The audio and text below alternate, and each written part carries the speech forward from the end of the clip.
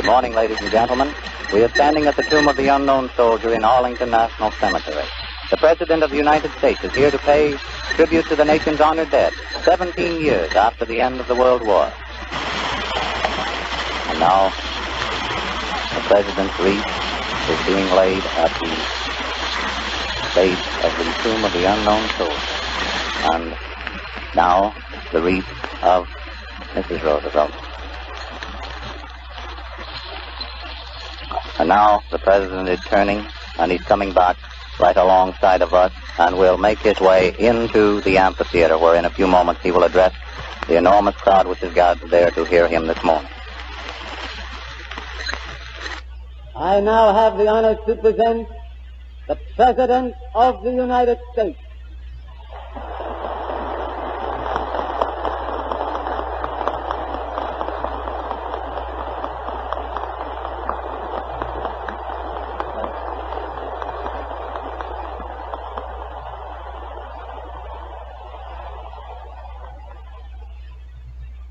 My fellow Americans, the living memory of the World War is close to each and every one of us today. Our thoughts return to the great objectives of the past, even as the minds of older men go back to their boyhood's ideals. We Americans were so placed in those days that we gained a perspective of the great world conflict that was perhaps clearer than that of our fellow men who were closer to the scene of battle. For most of the first 3 years of the conflict, we were not participants. But during the final phase, we ourselves engaged on many fronts. For that reason, perhaps, we understood as well as any the cries that went up that the world conflict should be made a war to end war. We were not invaded, nor were we threatened with invasion then or later. But the very distance of our view led us to perceive the dire results of war through days of following peace. The primary purpose of the United States of America is to avoid being drawn into war.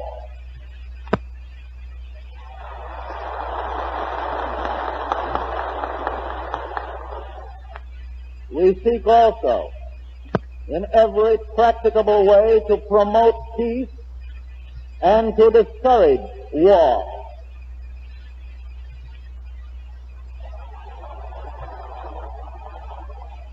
Except for those few who have placed or who place temporary, selfish gain ahead of national and world peace, the overwhelming mass of American citizens are in hearty accord with these basic policies of our government, as they are also entirely sympathetic with the efforts of other nations to avoid and to end war.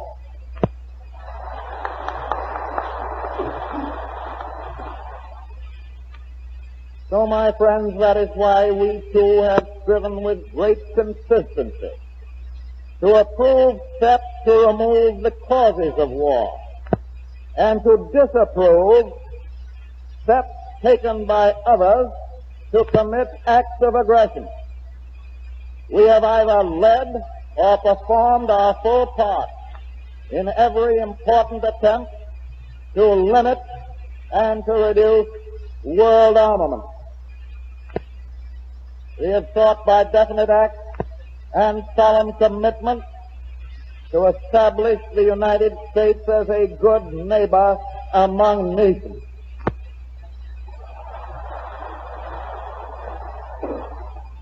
we are acting to simplify definition and fact by calling war when armed invasion and the resulting killing of human beings take place.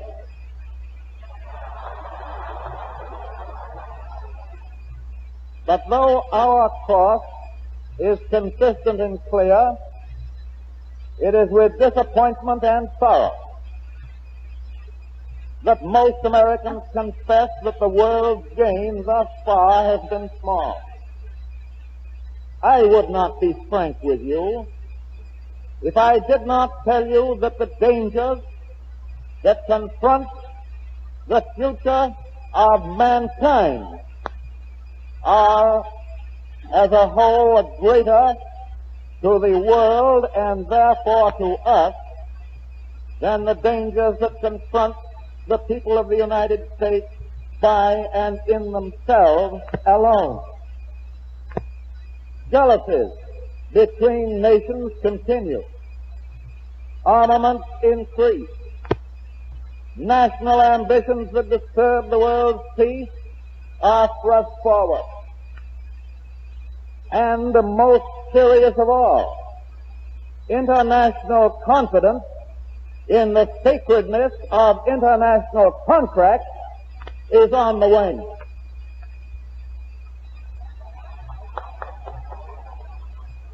The memory of our hope of 1917 and of 1918 dies with the death of those of us who took part.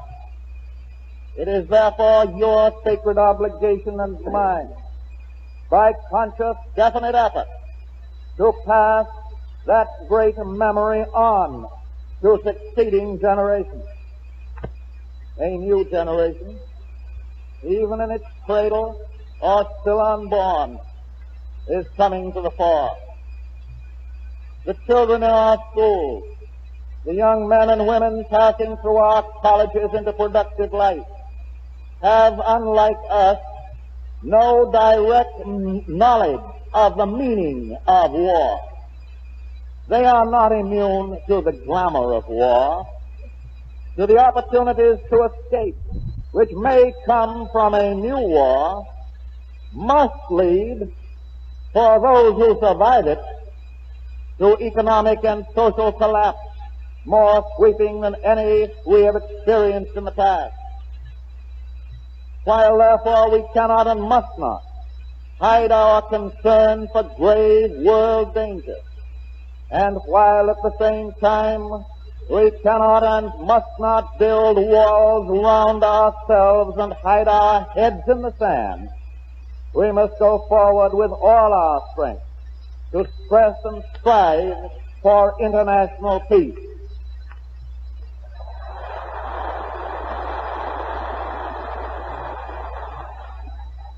And in this effort, America must and will protect herself.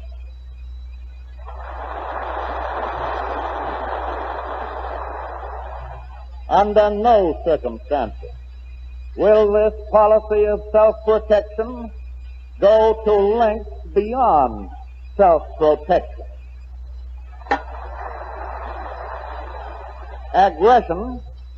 Aggression on the part of the United States is an impossibility insofar as the present administration of your government is concerned.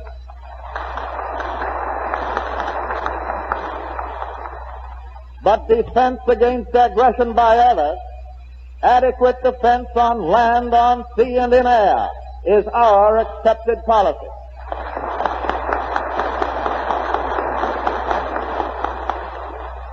And the measure of that defense is and will be solely the amount necessary to guard us, to safeguard us against the armament of others.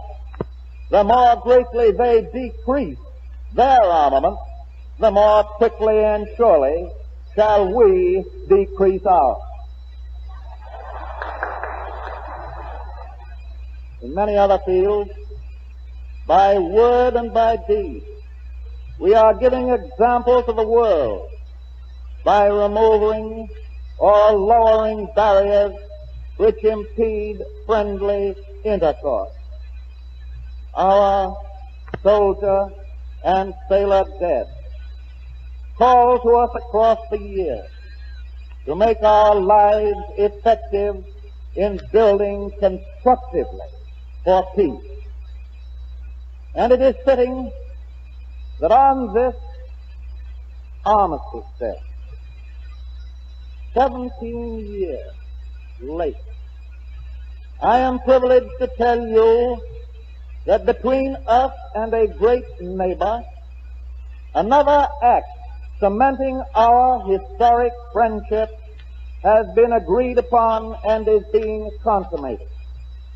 Between Canada and the United States exists a neighborliness, a genuine friendship, which for over a century has dispelled every passing rift.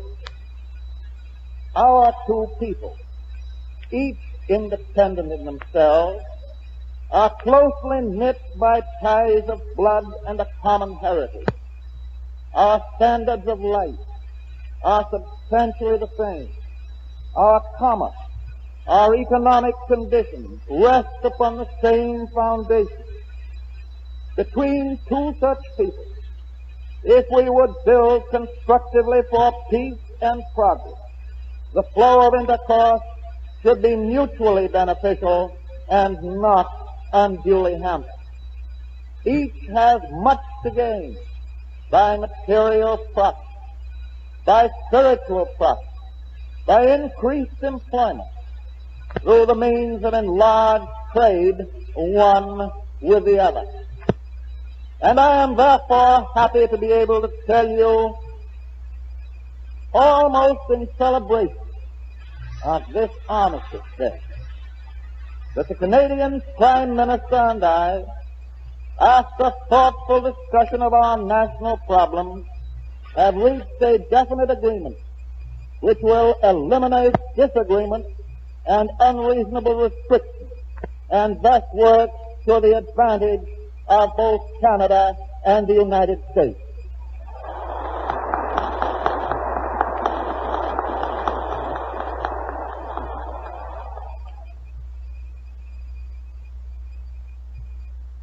I hope that this good example will reach round the world someday.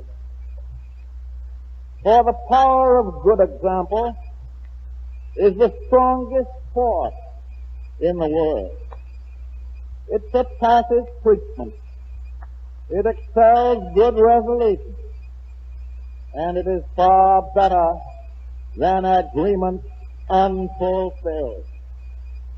If we as a nation, by our good example, can contribute to the peaceful well-being of the fellowship of nations, our course through the years will not have been in vain. We who survive have profited by the good example of our fellow Americans who gave their lives in war. On these surrounding hills of Virginia, they rest, thousands upon thousands, in the last bivouac of the dead. Below us, across the river, we see a great capital of a great nation. The past and the present unite in the prayer that America will ever seek the ways of peace, and by her example at home and abroad seed the return of goodwill among men.